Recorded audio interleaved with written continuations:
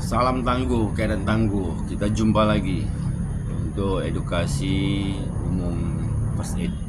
Kita masuk ke sesi penilaian keadaan di air. Kita kan sering berwisata ke sungai, ke danau, ke laut.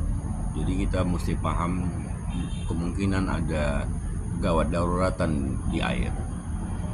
Jadi itu pengalaman kita waktu menjadi water rescue ya di Asahan di kejuaraan Arung Jeram. Jadi yang perlu dipahami itu satu, kalau kita menolong korban di air itu kita harus perhatikan keamanan diri kita ya, tidak panik. Kemudian kita harus lihat itu arus, kedalaman dan lokasi sekitar. Jika korbannya masih tolong itu kita bisa menggunakan yang ada, misalnya ada ranting, ada bambu untuk menjangkau korban, atau kita bisa punya kemampuan berenang bebas untuk menjangkau korban. Minimal setidaknya kalau Anda tidak latihan membawa korban, Anda bisa melakukan manuver di bawah air untuk menyorong kaki korban supaya korban ke pinggir. Tetapi ada yang arus terlalu deras, kita itu harus menyusuri dulu bersama-sama korban untuk tetap berteriak. Dia hanyut, kita saya ikuti, tenang, lihat ke depan. Itu kita sambil mencoba waktu terdekat sehingga kita bisa meraihnya ke pinggir. Tapi jika Anda seorang rescuer, maka Anda dibekali dengan tali lempar dan punya kemampuan berenang bebas. Jadi itu minimal ya, ingat tekniknya. Anda menjangkau korban dari pinggir itu menggunakan tangan Anda atau alat bantu, kayu, bambu. Atau Anda kalau dia terlalu jauh dan takut Anda dicekiknya, maka Anda berenang ke dekat dia, kemudian Anda manuver ke dalam air, kemudian menyorong dia ke pinggir. Itu minimal teknik secara awam. Nah, kemudian kita masuk, kalau dia korbannya sampai tenggelam tidak sadar, itu kita bisa masuk ke protokol penilaian dini tidak bernapas RJP. Itu sekilas tentang penyelamatan atau penilaian keadaan untuk korban di air. Nah, kembali kepada sesi storytelling ya. Di JMPTM 95 itu saya ekspedisi susur gua di Huta Bagasan Simalungun tahun 95. Itu ada 3 gua kita masukin itu beserta kawan-kawan senior, ada Bang Bule, ada kawan Loso yang di DPRD Propsu sekarang. Itu kita gua pertama itu yang di Huta Bagasan Simalungun itu kita harus pakai alat mountaineering karena itu air ya.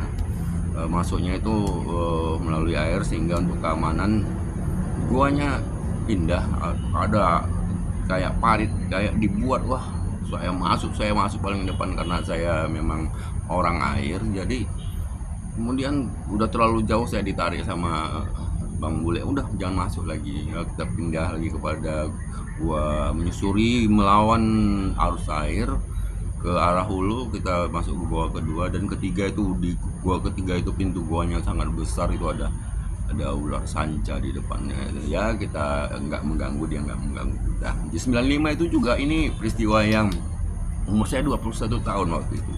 Terus kejadiannya 31 tahun. Itu saya sekolah elit. Saya sekolah ini,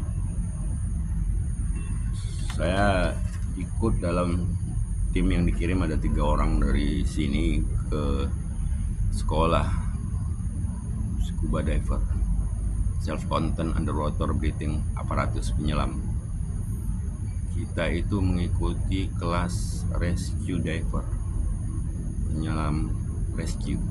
Itu kita sebelum berangkat itu total general check up. Wah, kita nggak boleh ada ambien, nggak boleh ada asma, kita benar-benar harus pure ya, sehat. Wah, alhamdulillah saya lulus waktu itu cek kesehatan. Kita dikirim ke Jakarta itu, kita masuk markas elit itu di Kesatriaan Hartono, untuk masalah materi selam kering itu di markas Korps Marinir Cilanda.